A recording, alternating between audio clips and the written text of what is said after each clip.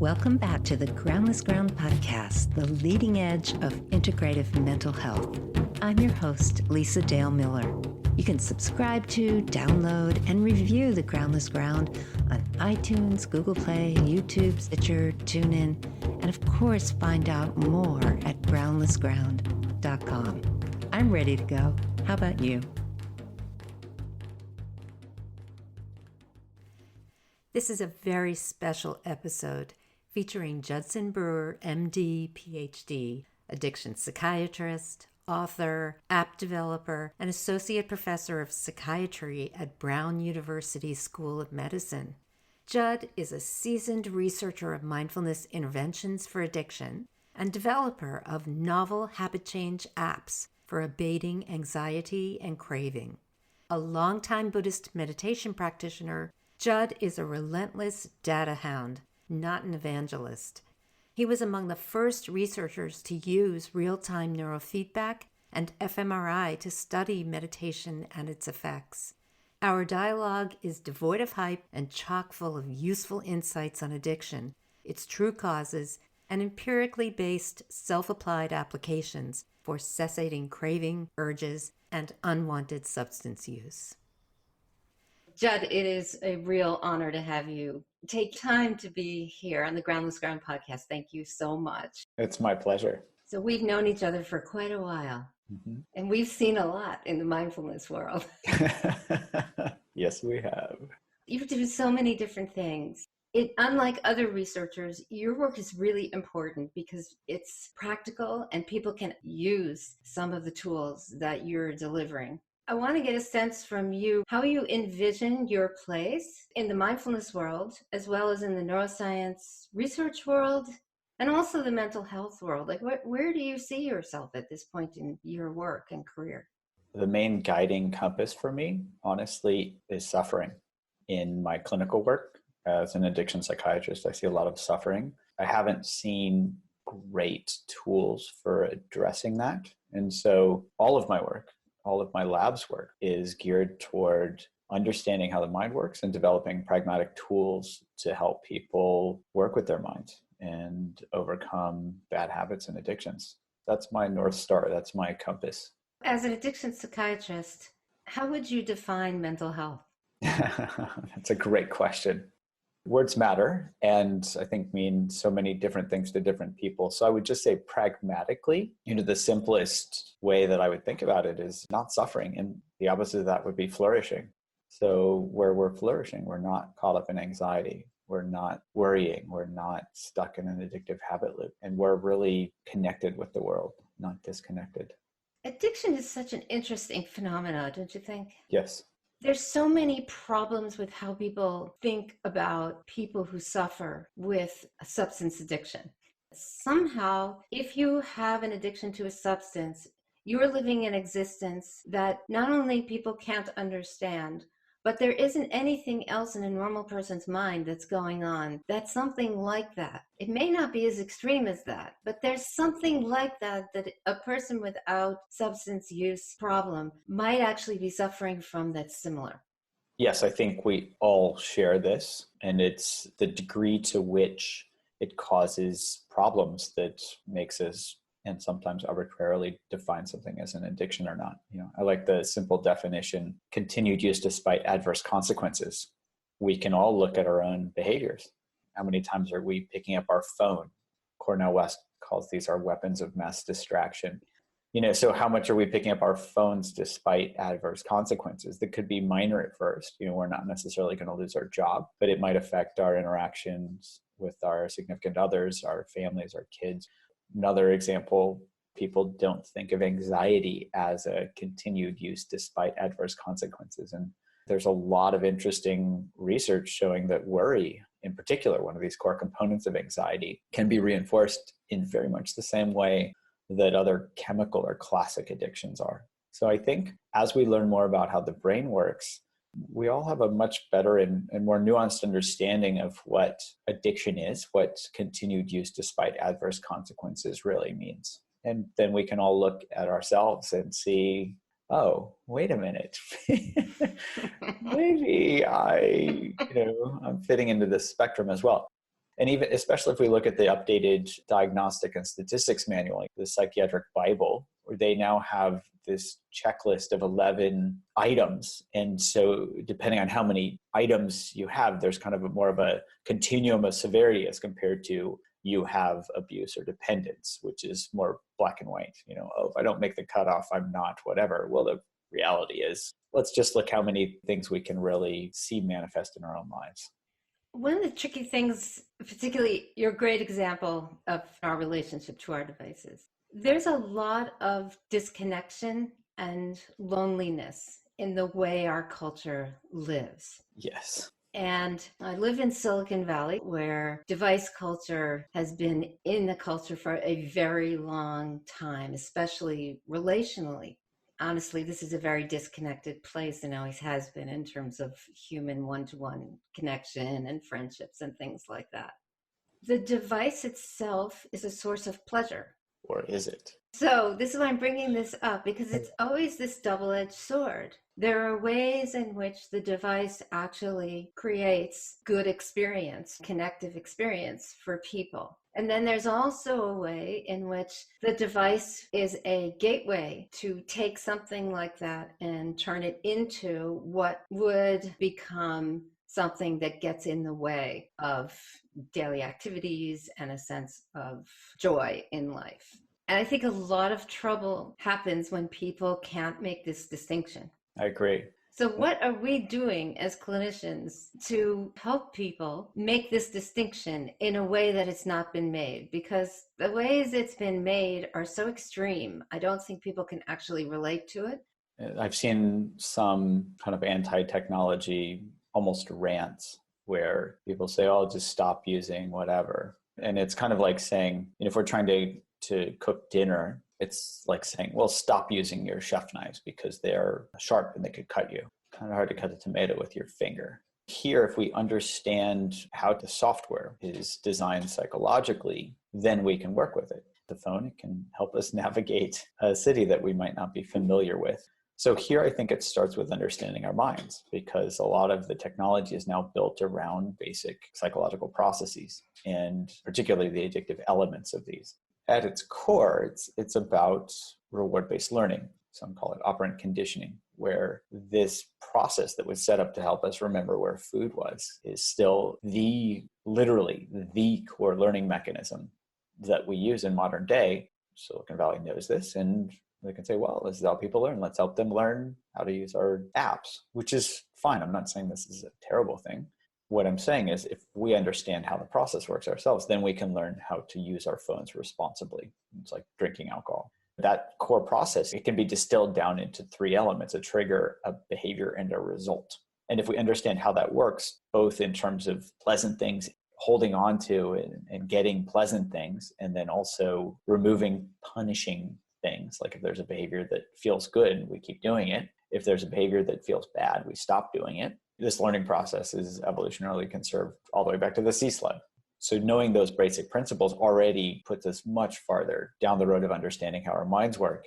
And in that way also puts us back in the driver's seat. It's true. Apparently, it appears to be straightforward. Although in my clinical work, especially around, I'd say anxiety is a really good example. Anxiety feels bad. On the other hand, what I find is people are choosing anxious states because they're familiar and they have decided that there's something they don't want to go near that they think is worse, like, for instance, an actual emotion or their actual life.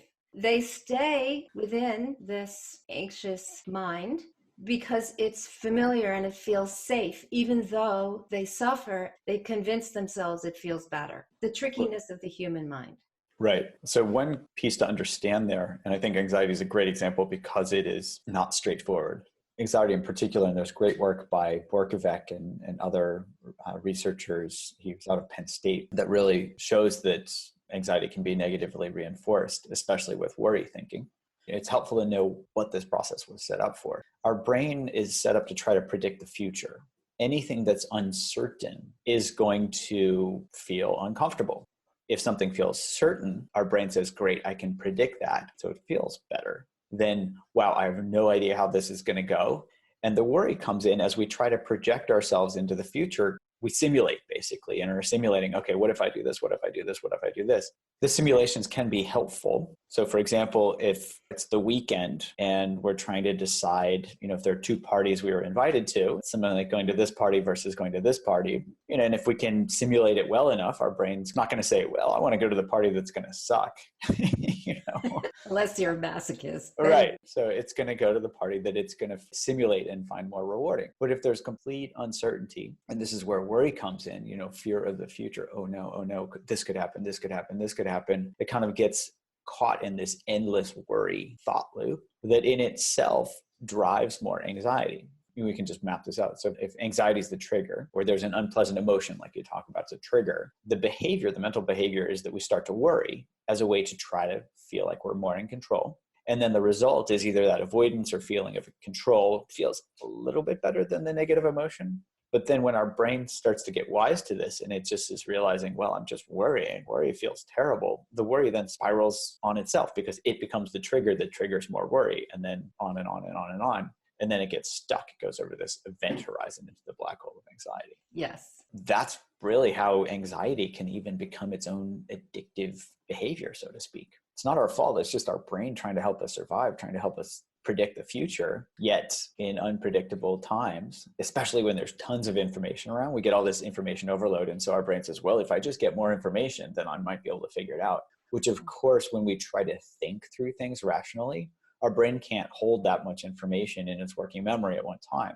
This is actually why the work that you've been doing for so long, which is landing in the embodied reality as it is, allowing the awareness to settle into the world and the body, is so freeing, because that's a form of information that the brain doesn't have to predict. It's just there. It unhooks the brain from having to rely on the internal VR machine, which is never accurate.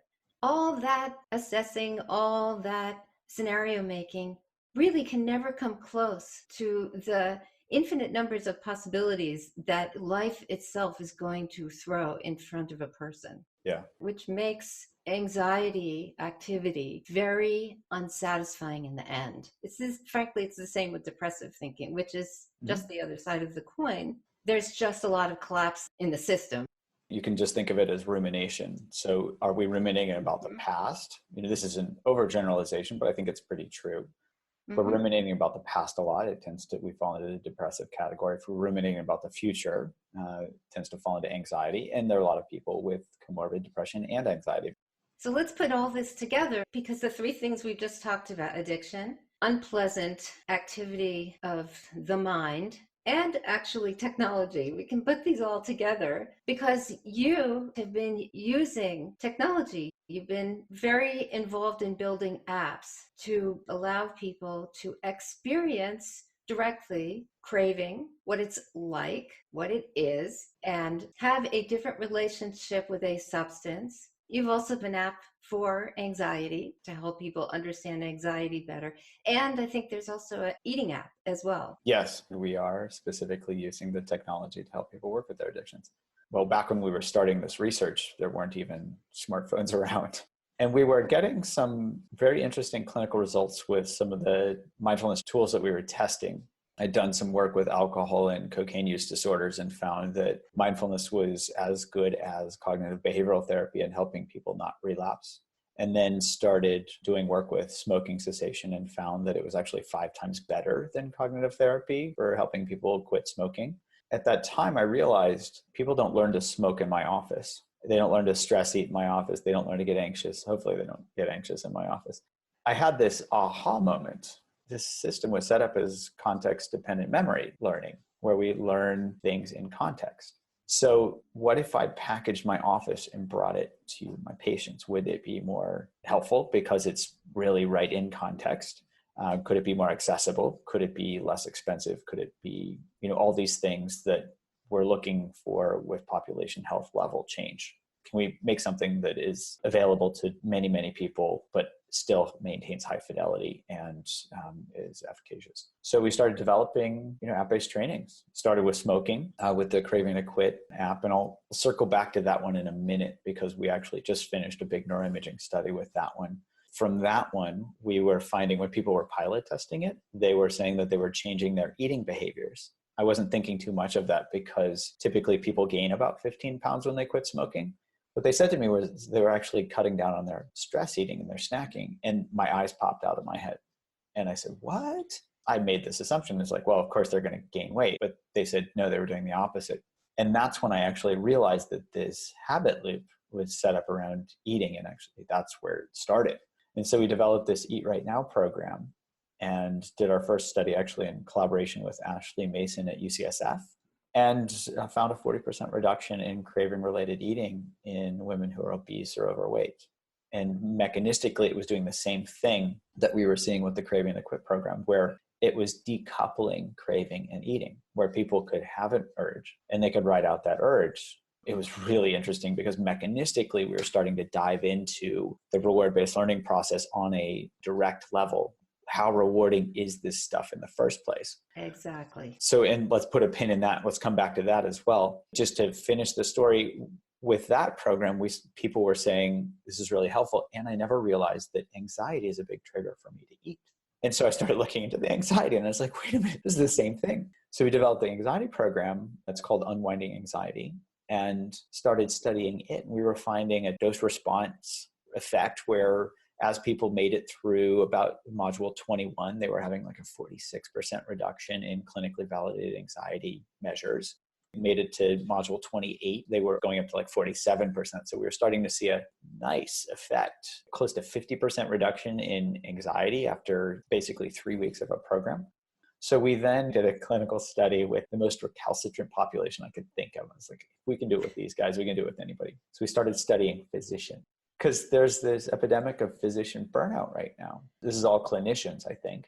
Autonomy is decreasing, the electronic medical records, a pain in everybody's ass. All these things are causing clinician burnout. And we don't learn in medical school how to become resilient. Well, we learn how to put up our armor and show how tough we are. That's not such a great idea because that armor starts to rust. And then, when it rains, we can't move because we're stuck, bound up by anxiety. Long story short, we did a study with physicians. We found a 57% reduction in anxiety symptoms. And we threw in a few measures around burnout. The program doesn't mention burnout at all, but anxiety and we actually found that anxiety and burnout are correlated pretty highly. It was like a 0.71. Lo and behold, we got a 50% reduction in burnout in one of the subscales. We only looked at a couple of subscales, but each of these had significant reductions because the two are correlated. And as they learned to work with their anxiety, there were actually related factors, such as callousness was the one that was the biggest drop. But it was interesting, emotional exhaustion dropped significantly, but not as much as callousness, because their circumstances haven't changed it. They're still working in an environment that's probably not as optimized and as helpful as it could be. The institutional factors, those need to be focused on. But there are some individual factors that can actually be addressed, anxiety in particular, that can help people reduce things like callousness and become more reconnected with their patients. We're seeing a convergence. And what I look for from a mechanistic perspective is I want to see the same types of mechanistic changes across a bunch of different populations, because that shows that something is really true. It's not just some one-off or here's one study, that maybe had some anomalous finding. We're seeing this with smoking. We're seeing this with eating. We're seeing this with anxiety. Importantly, we're seeing people reporting this in their own experience. So we have online communities as part of these programs, and people can write about their experience, and they're reporting this dramatic shift. They used to identify as being anxious, and now they see anxiety as physical sensations in their body, and that these physical sensations don't have to drive them. They're writing out full-blown panic attacks this way, which blew my mind because I didn't think that a program like this would work that well. But we've had a number of people who are reporting, I just noticed the sensations, they come and go. And honestly, myself, when I was in residency training, I used to have panic attacks. And I've been practicing for about 10 years at that time myself, and I was using mindfulness to ride those out. Was able to kind of note them and not get sucked into the worry of, oh no, I'm going to have another one, which then leads into full-blown panic disorder. So fortunately for me, and we're seeing this with folks in our program, is that they can write out these panic attacks and realize that they do have control. The paradox being that by not doing anything and simply being with the sensations, control they need. The way all of this is being envisioned, it's still very brain based. So when the awareness is aware of a physical sensation as it is, what's really happening is the nervous system is so ecstatic that that mind is with the body. What's driving the body is literally the narrative. There's nothing in the environment that's frightening. The body's in a situation where it just naturally knows where it is and it will just not be in panic.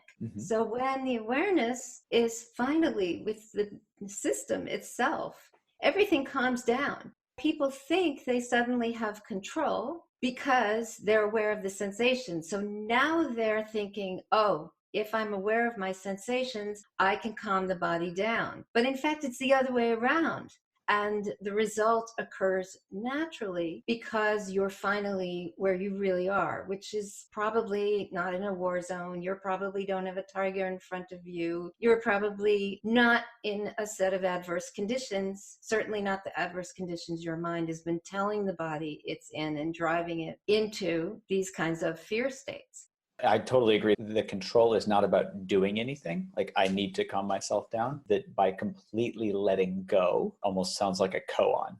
How is letting go equal control? That's the secret or the non-secret, right? It's what is actually helping us not get caught up. So one of my curious questions about your apps and the research you're doing, one of the problems with MBSR was there wasn't a lot of teasing out all the different practices that they were giving and which ones are really like the killer app. You have been building these apps, so I'm wondering if you've built them in such a way, because I'm assuming you're delivering several different kinds of things they can do in order to experience their anxiety differently. Have you found in your research that there are certain skills or particular exercises that you're offering that really work for them? And I think this goes all the way back to our first studies with smoking. One thing that really blew my mind, because I had hypothesized the opposite. This is where I get to test to see, am I truly a scientist, where I'm willing to look at the data and be objective, or am I some evangelist trying to put forward some idea or concept that I'm attached to? I had this hypothesis that it would be formal meditation practices that would drive things. And we looked at our data and we collected data both from formal and informal practices where we'd have people work with their cravings in the moment that they came up. And we found that both were correlated with outcomes, but the informal practices formally moderated a decoupling of the craving and smoking. And so we had to pay attention to that. If you look historically, and I'm not a historian, the Tibetan Buddhist practices focus a lot more on in the moment. And I love this phrase, short moments many times, where as we go through the day, we have opportunities to become aware and see if we're caught up in habit or not. So we took those to heart and said, okay, this is what the data are showing. Let's actually develop the apps based on the data. And so we introduced the informal practices first. And it actually starts with helping people really understand this habit loop. It's day one of each of the programs. How is my mind working? Because if we don't understand how the mind works, one of the terms I think in the Tibetan practices can be translated as familiarization. We need to familiarize ourselves with our minds. So if we familiarize ourselves with how our minds work, we're going to have a much better chance of working with them. It seems obvious to me now. So we introduced the informal practices first, helping people be with their experience, whether it's a craving for food or whether it's with worry, helping them really see what that experience is for what it is. Oh, these are physical sensations. These are thoughts. These are emotions. These are not me. And then we layer in formal practices to help people have a solid grounding as they go throughout their day. Yet those are specifically and slowly introduced as people are learning how their mind works more and more. So they see how the formal practices fit. I wish I had learned in that order. For me, it was like sit down, meditate, and wrestle with my mind, try to get it under control. And I would always end up bruised and beaten and, sweating through t-shirts in the middle of meditation retreats. And so I could see what didn't work on a personal level, yet I didn't want that to drive my program. People can fall into rabbit holes where they think, oh, this worked really well for me, so therefore it's going to work really well for everyone. For me, I really want to take a mechanistic approach and follow the data and say, okay, here's something that's working on a population level. Here's the underlying mechanism. Let's put all those together and then look for clinical efficacy. I'm happy with our results. We can always do better. And if we had to stop today, I'm very happy with what we're seeing. Our clinical studies are pretty solid. Well, you and I are completely on the same page. I pretty much have stopped delivering formal meditation practice to my patients unless they ask. Everything that I do with them is always what would be considered informal. But for me, this is the essence of mind training, is being able to offer people some kind of direct insight into the actuality of experience and uncouple the kind of false identity around the way they've been envisioning who they are based on some internal narrative that isn't true about themselves and the world. And that requires informal practice in the room during the session with my patients. But then they get to take that and work it all week long, because 1 hour with me, what is it going to do? Right. I'm really excited because honestly, all the mindfulness researchers that I've talked to over the years, I've never actually had anybody affirm this for me in the way you've just done it. And that's my experience clinically as well. But people are very married to the practices. And of course, this is coming from somebody who's still doing an hour of Tibetan practice every day. So I'm not saying that there isn't a value in formal meditation practice. You're pointing out something really important, and I think I would refer people back to the historical teachings. In very summary fashion, the Buddha said, attachment to views causes suffering. And so if we become attached to a view of this is the way it is, the only thing that I could predict with close to certainty is the result of that is going to be suffering, as in, it has to be this type of practice, or it has to be that type of practice. This is why I think in Zen, they talk about the 84,000 Dharma doors. It's about seeing the nuanced aspect of how each of our minds work. And there's an underlying structure. This is why there are 4 noble truths. There aren't a gazillion noble truths. There's a cause of suffering. And this underlying cause is common to all of us, yet how it manifests and therefore how we work with it is going to be pretty individual. Yet that working with it has a common underlying element. If we can understand how our mind works, then we can start to see how that suffering is manifesting for us. And then we can personalize our practice, to be most efficacious.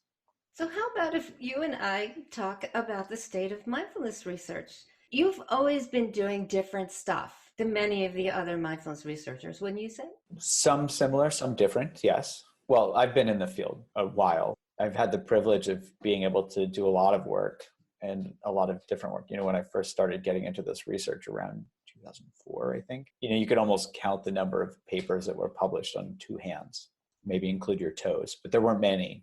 I'm so fortunate that I've been practicing for over a decade myself to really kind of get a sense for where to look. I think it's hard to formulate questions around non-conceptual experience without having had experience with the experience.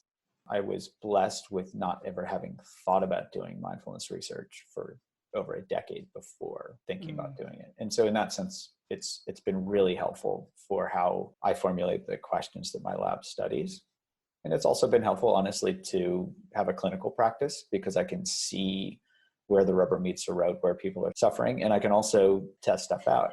So let's dive into some of the research. Maybe a good place to look at this is we just finished a study looking at the Craving to Quit app, the smoking app that we have. We had looked at some experienced meditators and novice meditators just to get a sense for how the brain is activating or deactivating during a bunch of different types of meditation. And it pinpointed a network of brain regions, this default mode network that theoretically fits pretty well with selfing, right? Because it's a self-referential brain network.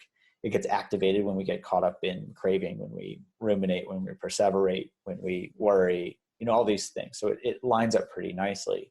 And we had done some work originally. I think our first study was back in 2011 was when we published that, and found that across a bunch of different meditation practices, this network was quiet, inexperienced meditators. We'd gone on to do some neurophenomenologic work where we could use real-time neurofeedback as a way to line up people's subjective experience with their brain activity.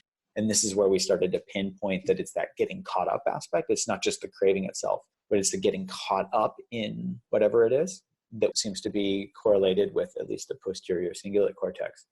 And from there, we could formulate a hypothesis to say, okay, if this is the neural mechanism, let's see if this actually correlates with clinical outcomes. So we just finished an NIH-funded study to look at the Craving to Quit app. We worked with Amy Janes at Harvard. She had this great smoking paradigm where she basically scans people's brains while they look at smoking images, and posterior cingulate lights up like a Christmas tree when they see smoking images because they get caught up in that.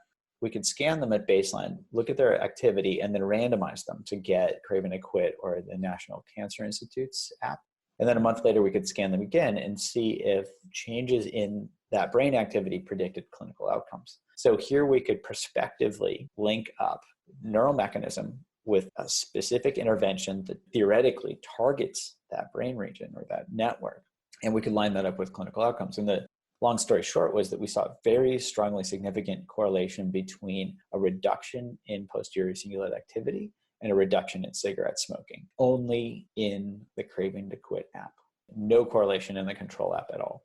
Do you think this is because the Craving to Quit app, which frankly I send people to all the time and it works, do you think it's because that app is so good at targeting the truth about wanting? It really shifts an individual's delusion about what they're actually getting, so that once they realize what they thought they were getting is not what they're actually getting, and that the actual experience of smoking is gross, and they really do have this experience, the PCC story of wanting just falls away. Yeah, well, I see that not only in the smoking program, but I see it with the Eat Right Now program, with our eating program, and we've also seen this with the anxiety program, where people just become disenchanted with these old ways of doing things where their brains are caught up, which also fits with this reward-based learning paradigm.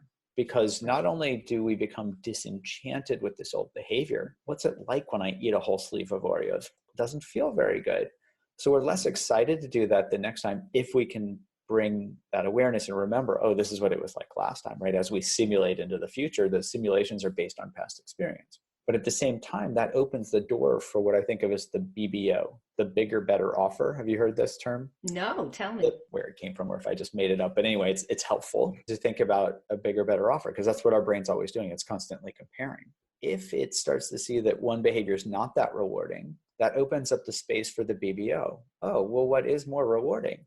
I don't know anything that's more intrinsically rewarding than being with our experience, being totally connected and curious about our lived experience moment to moment.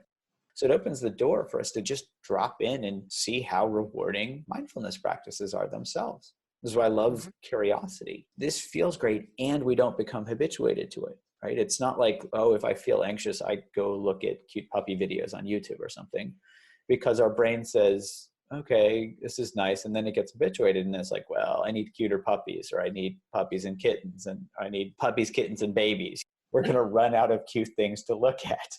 But here we can just turn toward our experience and be curious about it and actually hack that reward-based learning system itself. So instead of looking externally, we're triggered by anxiety or stress or whatever, and instead of eating or worrying, we substitute curiosity and we turn that curiosity right toward that experience itself.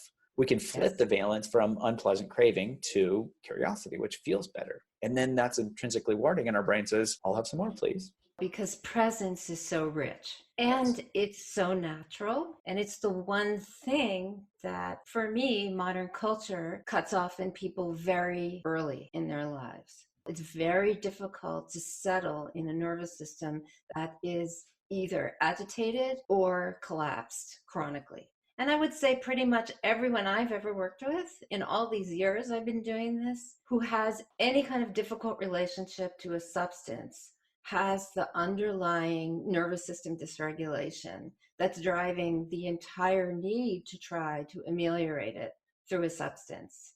Capacity for presence is the key. People don't realize that what they're aware of, they'll say, I'm aware, but what they're aware of is some internal story, not the actuality of their embodied experience. Would you say that the crux of the quote unquote mindfulness research that you're doing is actually, in fact, research on how to allow people to experience presence? Yes. And the piece there is it doesn't start with trying to teach them practices themselves because it's so easy to get caught up in the concept of a practice. It starts with kind of helping to rub their nose in their direct experience so that they can see how painful it is and also understand how their mind is habitually trying to fix things and that the fixing is actually making things worse, or at least in the least, it's perpetuating the problem. Yeah. That's an authentically Buddhist intervention. Oh, yeah. I'm just following the manual, so to speak. And the manual is life, direct experience. And so our research really helps to point to and bring the signal out of the noise because there's a bunch of stuff that's happening. It's hard to figure out what it is that's causally connected. But if we can actually do these carefully controlled clinical studies, we can start to see, okay, here's the mechanism of how this works.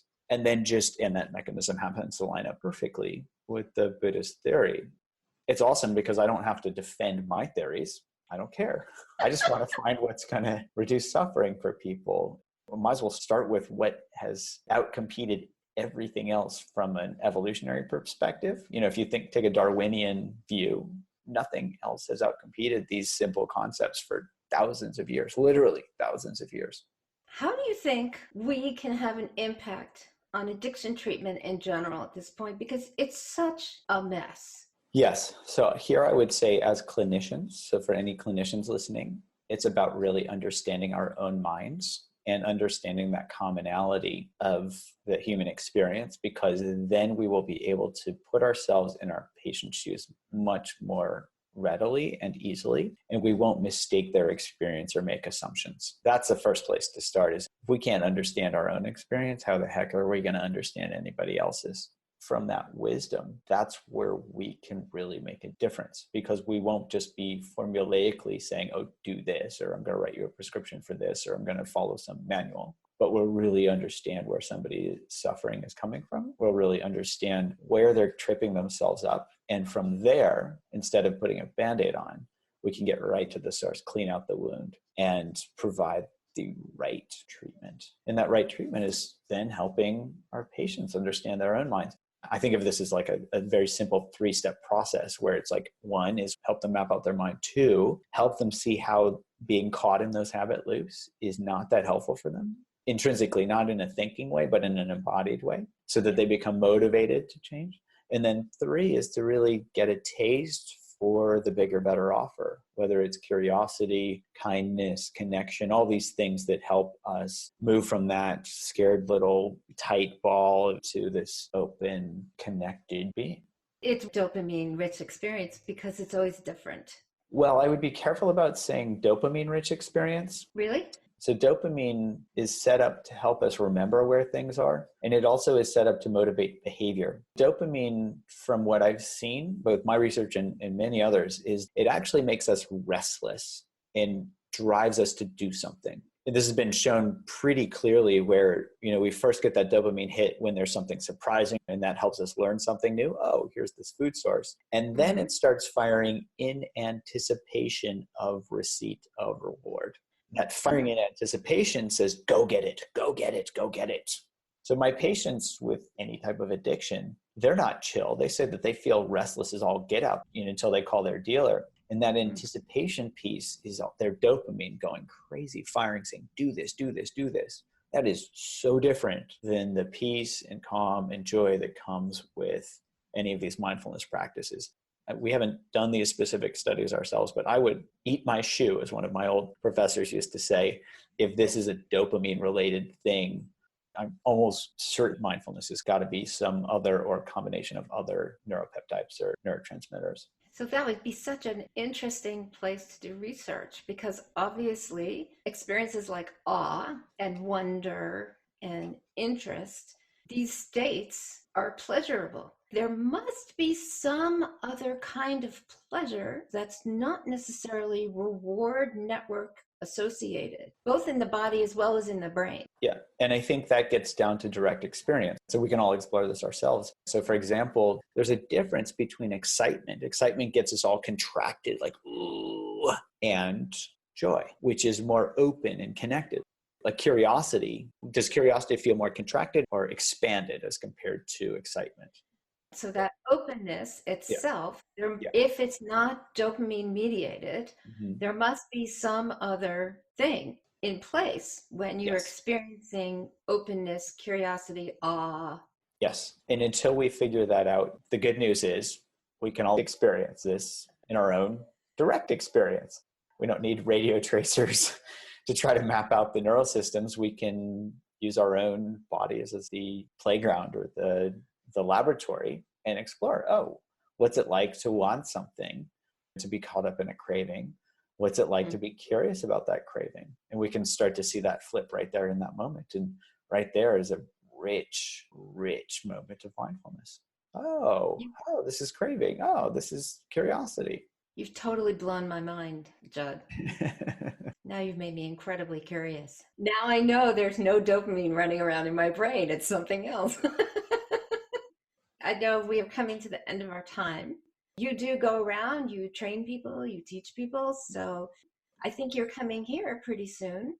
Yes, I'll be leading a benefit retreat at the 1440 Multiversity at their campus there. Probably the easiest way for folks to kind of get updates on these trainings and whatnot is just to follow me on Twitter at Judd Brewer, or go to my website, drjudd.com.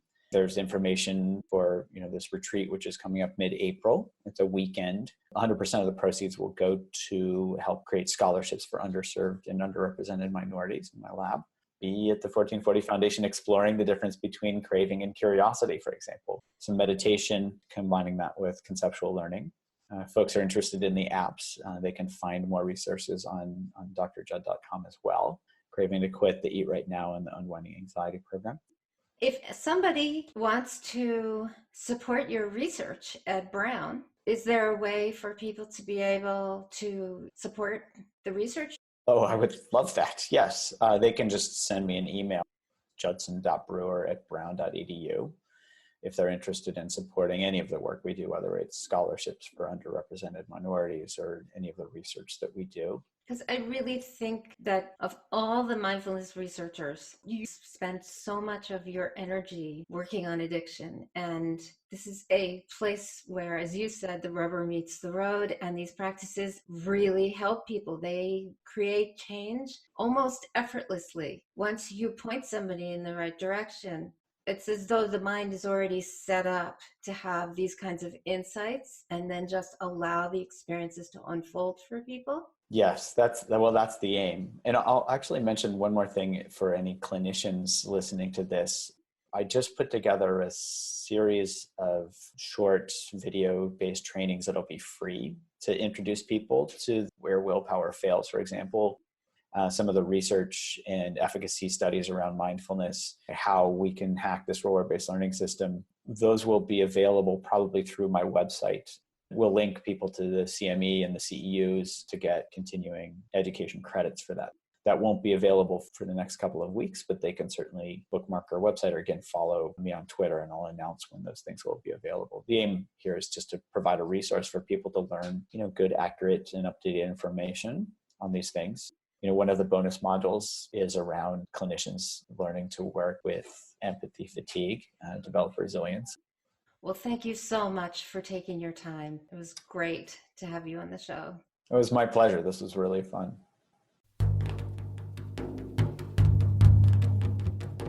Thanks for listening to today's show.